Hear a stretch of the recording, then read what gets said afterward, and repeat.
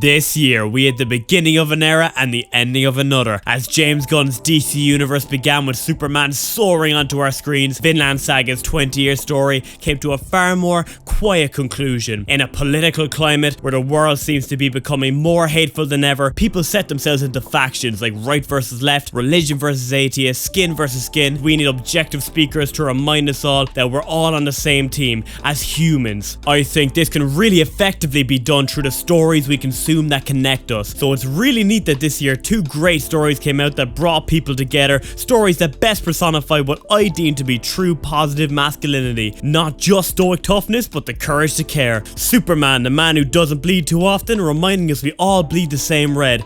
People often seem to resent kindness, relating to each other by bragging about how screwed they are for exams, the hangover they got last weekend, or how broke they are. When our conversations constantly revolve around negative stuff, without even knowing it, our brains are trained to find it weird when someone's being outwardly positive. Kids are often taught to fit in growing up by being as normal as possible, and often it's easier to jump on the bandwagon of laughing at someone who steps a foot out of the ordinary to avoid the laughs being aimed at themselves. This is why the whole real punk rock line of dialogue hits so hard. It's easy to get cheap laughs and relatability off your friends by hating on that one annoying person you barely know, but it's punk rock to look for the best in that person instead. Superman teaches us to see through superficial traits and labels and people to enable himself and us to be as kind as possible to everyone. Where Superman triumphs with his hope and optimism, Thorfinn's hopeful idealism leads him to what seems to be pretty much a total failure. He failed in creating a land of peace in Vinland as he could not stop war between his people and the natives. However, Thorfinn vows to never quit, promising to search the world for a cure for the disease that the Nords bring the natives so that they can live amongst each other peacefully. Unfortunately, history tells us that Thorfinn was unsuccessful in this venture as well. Where he was successful was inspiring others to follow in his footsteps. Thorfinn's son vows to never stop trying to finish what his dad started, indicating that his kindness and idealism spread far past and proving that even if one person with convictions for kindness fails,